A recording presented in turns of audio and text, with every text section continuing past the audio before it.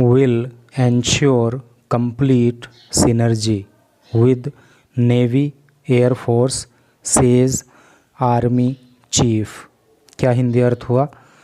will ensure, ensure का अर्थ होता है सुनिश्चित करना, सुनिश्चित करेंगे, कंप्लीट पूर्ण, सिनर्जी तालमेल, विद साथ, नेवी नेवी के साथ, एयरफोर्स एयरफोर्स के साथ, सेज कहते हैं, आर्मी चीफ थल सेना अध्यक्ष। तो क्या टोटल का अर्थ हो रहा है कि थल सेना अध्यक्ष कहते हैं कि नेवी और एयरफोर्स के साथ पूर्ण तालमेल सुनिश्चित करेंगे। अगर एकदम सिंपल लैंग्वेज में कहें तो कहने का मतलब यह है कि जो अभी नए थल सेना अध्यक्ष बने हैं जनरल उपेंद्र द्विवेदी, तो वो कहते हैं कि चाहे नेवी हो चाहे एयरफोर्स हो, दोनों ही के साथ पूर्ण तालमेल बना करके आगे बढ़ेंगे। तो यहाँ पे जैसे ये वर्ड आया सिनर्जी, ये काफ़ी इम्पोर्टेंट वर्ड है, इसको आप याद करना। तालमेल इसका हिंदी अर्थ होता है।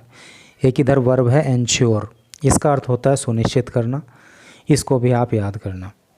तो काफ़ी इम्पोर्टेंट न्यूज़ है इंग्लिश सीखने के दृष्टिकोण से भी, और आपकी जीके, जीएस और करंट अफेयर्स को भी अपडेट करने के लिए महत्वपूर्ण न्यूज़ ये रहने वाली है।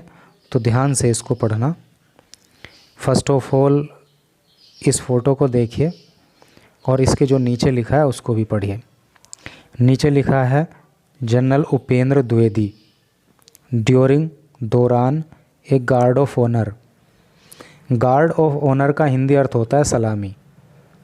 तो जनरल उपेंद्र द्विवेदी सलामी लेते हुए ए डे आफ्टर, एक दिन के बाद, टेकिंग चार्ज, पदभार ग्रहण करने के, एज द 30वें chief of the army staff. Chief of the army staff का मतलब होता है थल सेना अध्यक्ष, 30वें थल सेना अध्यक्ष के रूप में, at South Block in New Delhi, नई दिल्ली के साउथ ब्लॉक में, ऑन मंडे को। ठीक है, तो यहाँ पे दो बातें आपको बहुत ख़ास तौर से ध्यान में रखनी चाहिए। एक तो आपको ये नाम जनरल उपेंद्र द्विवेदी ये ज़रूर याद रखना है, क्योंकि कई बार पूछा जा सकता है कि नए थल सेना अध्यक्ष जो बने हैं उनका नाम क्या है। दूसरा आपको ये बात याद रखनी है कि ये कौन से नंबर के थल सेना अध्यक्ष हैं। तो ये 30वें नंबर के थल सेना अध्यक्ष हैं। ठीक है, इस तरह की चीज़ें जो है बहुत बार आपके एग्ज़ाम में, आपके इंटरव्यू में पूछी जाती हैं। तो अब चलो पढ़ते हैं इधर न्यूज़ को डिटेल में। The chief of army staff थल सेना अध्यक्ष general Upendra Dwivedi on Monday said. तो थल सेना अध्यक्ष जनरल उपेंद्र द्विवेदी ने मंडे को कहा, it would be his Endeavour. Endeavour का जो हिंदी अर्थ होता है वो होता है प्रयास।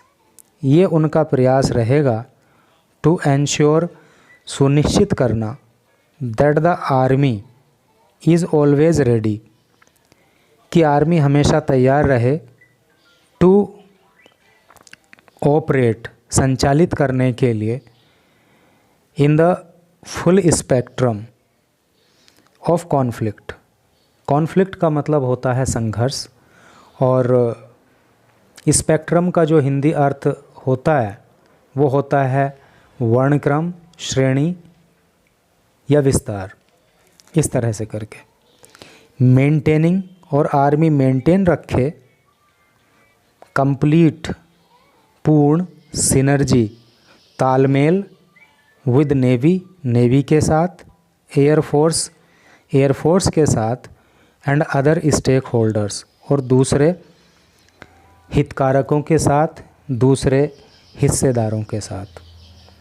तो यहाँ पे इस पैराग्राफ के अंदर जैसे ये वर्ड आया स्टेक होल्डर, ये इम्पोर्टेंट है, और इसका हिंदी में अर्थ जो होता है ना वो होता है हिस्सेदार या फिर हितधारक। इसको आप ध्यान रखना। इधर एक वर्ड आया कॉन्फ्लिक्ट, इसका मतलब होता है संघर्ष, इम्पोर्टेंट वर्ड है, इसको याद रखना। सिनर्जी पीछे आ ही गया था। और एक ये काफ़ी इम्पोर्टेंट वर्ड है इंडेवर। इंडेवर का मतलब होता है प्रयास। तो इन वर्ड्स पे आप जो है मुख्य रूप से फोकस करेंगे। और अब नेक्स्ट पैराग्राफ पढ़ेंगे।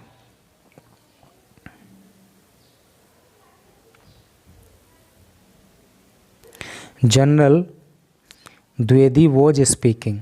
जनरल द्विवेदी बोल रहे थे या बात कर रहे थे। आफ्टर इंस्पेक्टिंग, इंस्पेक्ट करने के बाद, इंस्पेक्ट का मतलब क्या होता है? निरीक्षण करना। निरीक्षण करने के बाद एक गार्ड ऑफ ऑनर, एक सलामी का, अर्थात सलामी लेने के बाद बोल रहे थे ऑन साउथ ब्लॉक लॉन। और ये सलामी का आयोजन कहाँ किया गया था? साउथ ब्लॉक लॉन में। क्या उन्होंने कहा?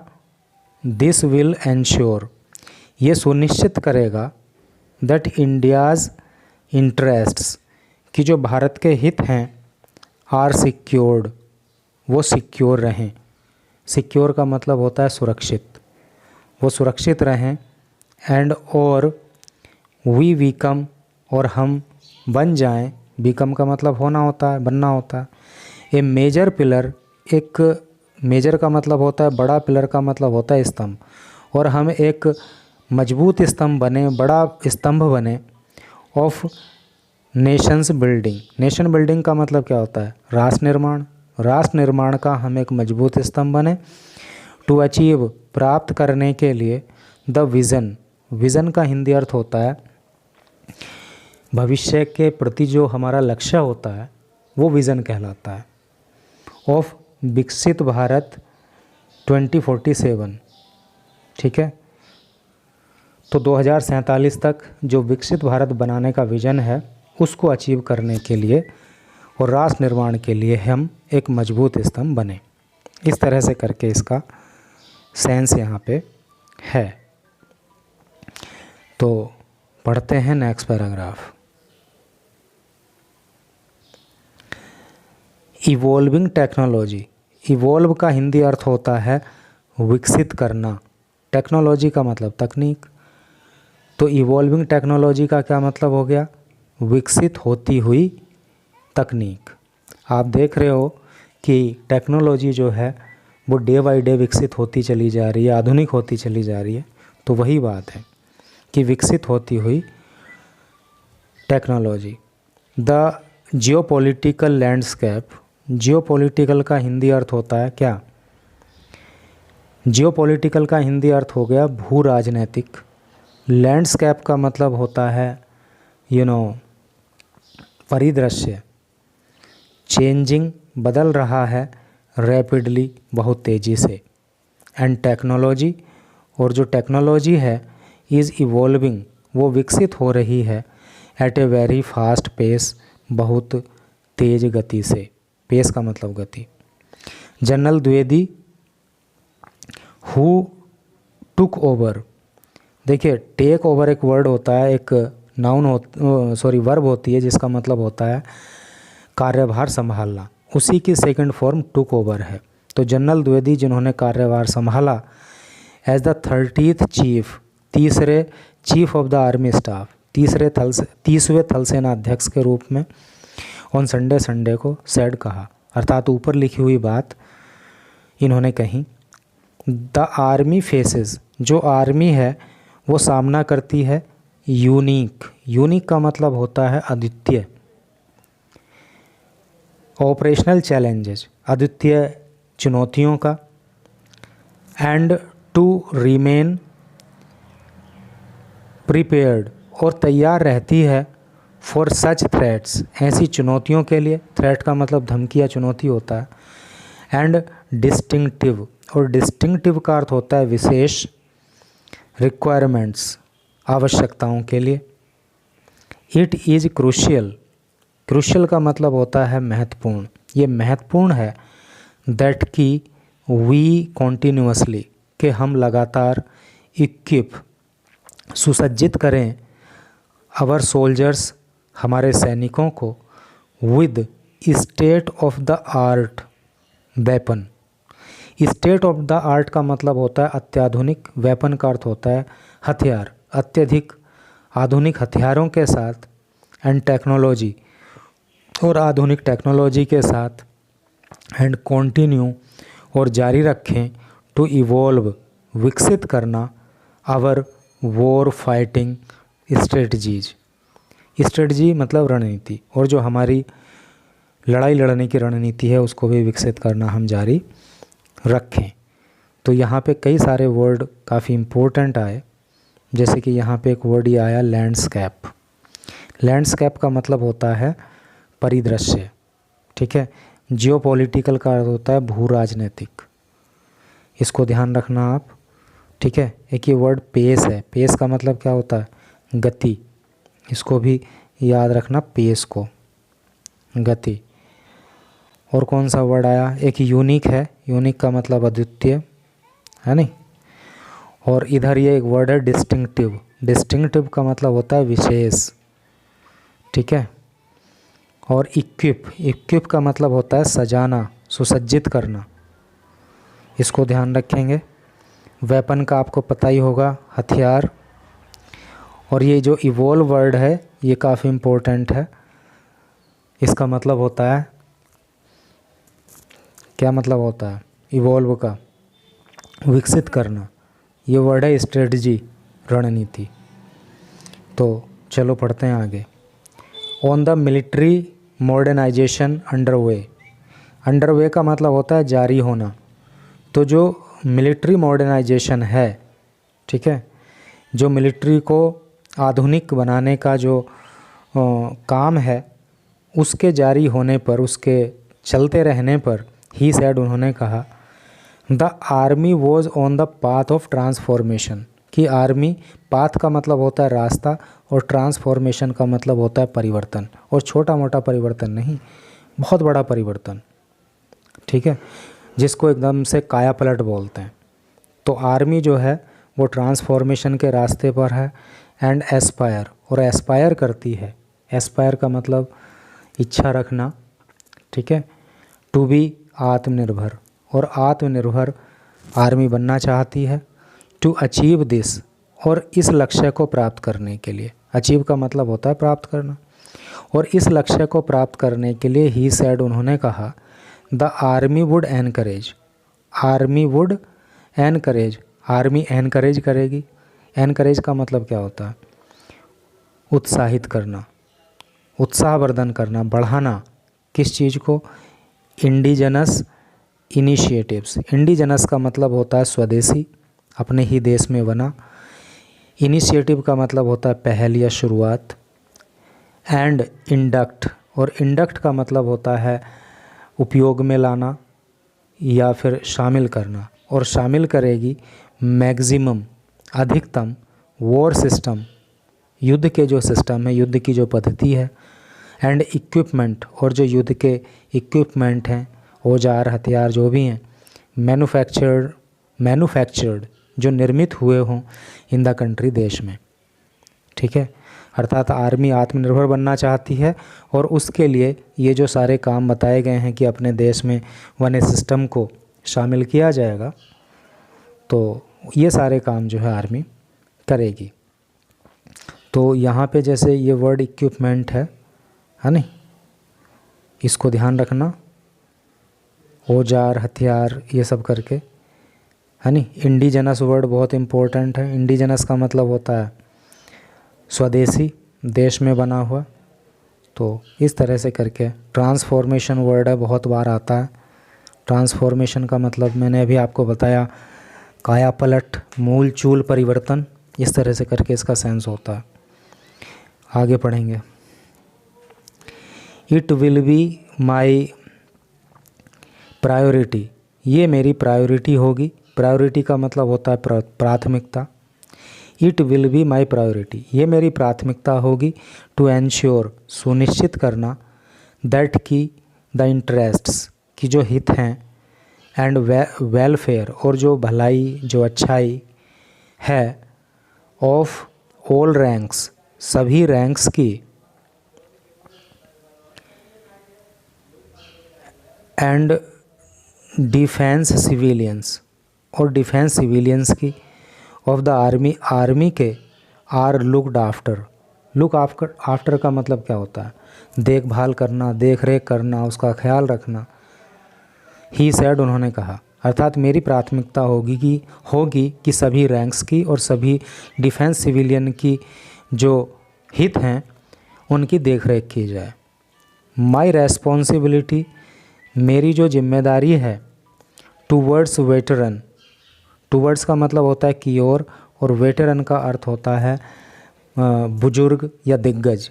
मेरी जिम्मेदारी दिग्गजों के प्रति है, वीर नारीज़ और वीरांगनाओं के प्रति है, एंड दियर फैमिलीज़ और उनके परिवारों के प्रति है। इज़ ए सैक्रेड कमिटमेंट, तो ये जिम्मेदारी क्या है? एक सैक्रेड कमिटमेंट है। सैक्रेड का अर्थ होता है पवित्र और कमिटमेंट का मतलब होता है वादा। तो ये मेरा एक पवित्र वादा है। एंड, और आई एश्योर, और मैं सुनिश्चित करता हूँ, दिस एक्सटेंडेड फैमिली, इस बड़े परिवार को, इस विस्तृत परिवार को, माई फुल सपोर्ट, कि मेरा पूरा सपोर्ट रहेगा। The army chief said added, दो आर्मी चीफ ने ऐसा कहा। यहाँ पे जो है दो चार वर्ड काफ़ी इम्पोर्टेंट है, जैसे कि वेटरन है, इसका मतलब वयोवृद्ध होता है, इसका मतलब दिग्गज होता है, इसका मतलब बुजुर्ग होता है। ठीक है। रेस्पॉन्सिबिलिटी तो आप जानते ही हो। और सैक्रेड, सैक्रेड का मतलब होता है पवित्र, और कमिटमेंट का मतलब होता है वादा या फिर दृढ़ संकल्प। एश्योर का मतलब होता है सुनिश्चित करना। ठीक है, इन वर्ड पे आप फोकस करना। आगे पढ़ेंगे। General Dwivedi took over, took over मैं आपको बता ही चुका हूँ, कार्यभार संभालना, यानी कि टेक ओवर की सेकंड फॉर्म है। जनरल द्विवेदी ने कार्यभार ग्रहण किया फ्रॉम, किससे? जनरल मनोज पांडे, जनरल मनोज पांडे से। ठीक है। हु रिटायर्ड फ्रॉम सर्विस, जो सेवा से रिटायर हुए, ऑन सुपर एन्युएशन। देखिए, सुपर एन्युएशन का मतलब पेंशन भी होता है और सेवानिवृत्ति भी होता है। एक बात यहाँ पे बहुत इम्पोर्टेंट आ जाती है, और वो ये है कि जो ये जनरल उपेंद्र द्विवेदी हैं, इनसे पहले कौन थल सेनाध्यक्ष थे? तो वो कौन थे? General Manoj Pande. He will have a tenure, वो एक टेन्योर रखेंगे, कार्यकाल रखेंगे, ऑफ 2 ईयर्स, 2 साल का, इन द टॉप पोस्ट, इस टॉप पोस्ट में। ठीक है, यानी कि 2 साल तक अब जो है जनरल उपेंद्र द्विवेदी थल सेना के अध्यक्ष बने रहेंगे। आगे क्या लिखा है उसको पढ़ो। Vice chief of army, vice chief का मतलब क्या हो गया? आर्मी के उप थल सेना अध्यक्ष। ये भी इम्पोर्टेंट है कि भाई उप थल सेना अध्यक्ष कौन है। तो ऑन मंडे को lieutenant general NS Raju Subramani assumed, assume का मतलब ग्रहण करना या धारण करना। तो मंडे को lieutenant general NS Raja Subramani ने ग्रहण कर लिया चार्ज, कार्यभार, as the vice chief of the army staff, उप थल सेनाध्यक्ष के रूप में। ही वॉज अर्लियर, ही वह वॉज थे, अर्लियर पहले क्या थे वो? ही वॉज अर्लियर सर्विंग, पहले वो सेवा दे रहे थे, as the general officer commanding in chief, general officer commanding in chief के रूप में, ऑफ द सेंट्रल कमांड के, बेस्ड इन लखनऊ के अंदर। ठीक है। ही वॉज कमीशनड, वो कमीशन हुए थे, वो भर्ती हुए थे, इनटू द गढ़वाल राइफल्स में, इन दिसंबर 1985, दिसंबर 1985 को ये जो है गढ़वाल राइफल में भर्ती हुए थे। अब ये जो आगे लिखा है ना इस पैराग्राफ में, ये हम आपको जो है, जो हमने पीछे अभी न्यूज़ पढ़ाई थी उसमें पूरा का पूरा बता दिया था, तो बार बार बताने की आवश्यकता नहीं है। आप पढ़ना चाहो तो पढ़ लो, स्क्रीनशॉट ले लो। ठीक है। तो इस तरह से करके ये न्यूज़ थी।